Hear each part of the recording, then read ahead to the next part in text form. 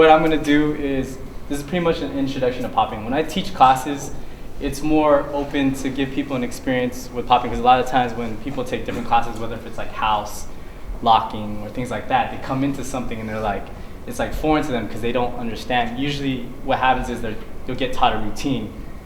You'll get the routine, but you won't understand the feel. And the thing is, a lot of us now that when we teach, we try to give a lot of the feeling more than just the techniques and the moves. You know what I mean? Because you can go about doing the dance and learning the choreography, but what's that going to do for you when you're actually trying to get down and actually express it with the dance, get down in the circle? You're not going to have any feeling for it because all you know is a routine, right?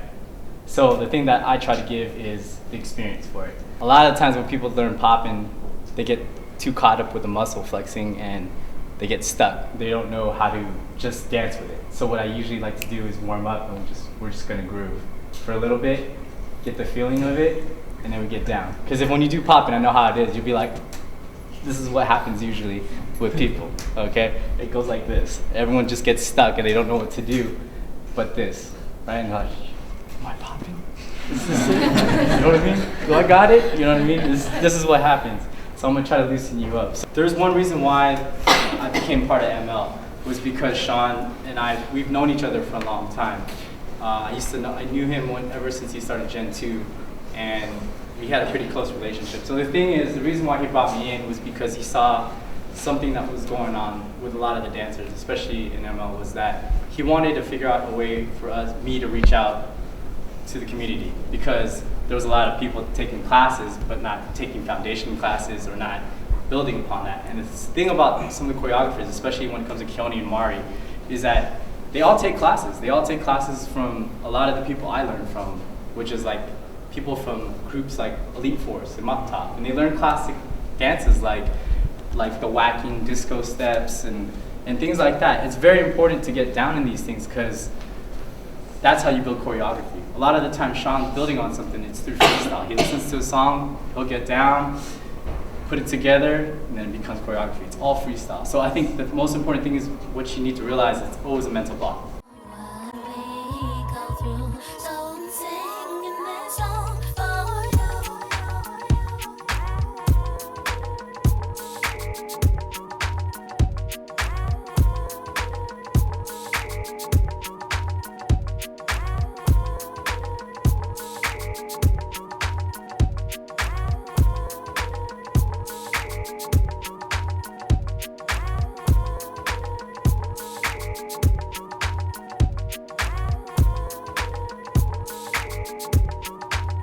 That is why I get a lot of the dancers moving a little bit faster, is because they're working with the square. What happened was I saw what b-boy they were doing with top box. They just switched it up and it was a diamond. When they're using the diamond, practicing it like that. Boom. All I did was switch it into a box. I practiced different styles. Last night I was at Tony McGregor's learning jacking and certain things just to get influenced with my popping. Same thing with hip hop. I take hip hop crews from people like Showtime and Brian Green. Just a different amount of people.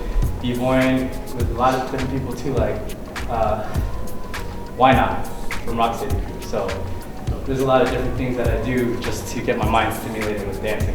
I used to dance with, they're just pure freestylers. Yeah. And in terms of choreography, they kind of think of it as organized biting. That's what they used to say it was, organized biting, because they just don't believe it. Like I call it like the arrogant b-boy syndrome. Yeah. But like, how do you respond to people like that? Well, like I said, like that's one of the main reasons why I got into ML, is because I wanted to show that there should be a respect level for both. Like for me, like as a freestyle dancer, I started off popping, of course, but I had to learn choreography too. So I'm a little bit in between both. For a while, I was so busy working on my dance that I didn't do choreography for a while, but never was that I lost appreciation for it. It takes a lot of work. If you want to be a professional dancer, you have to learn how to do choreography. For me, it's like, I want like the younger generation, even now, like we still have time. It's not like it all as full as you're too old to like learn. I'm 31, learning house, more hip hop grooves, going back into choreography. You know what I mean? Like my trade-off is like with some of the guys who are like Marvin Laus, I'm gonna teach them more popping and they're gonna give me more insight with choreography. So it's just there's a trade-off, and there's no way that you can hang in the industry without learning both. So going back earlier in this workshop, you know, you were talking to us about how like you should be dancing with girls, blah blah blah. Yeah. Like what Wiggles taught you. He did the same thing when he taught in New Jersey. He's like, yo, grab a girl, just party vibes, groove. Yeah.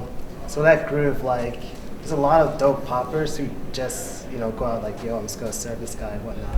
Yeah. Like, how important really is that when we see a lot of poppers doing well without actually, you know, getting that party vibe on?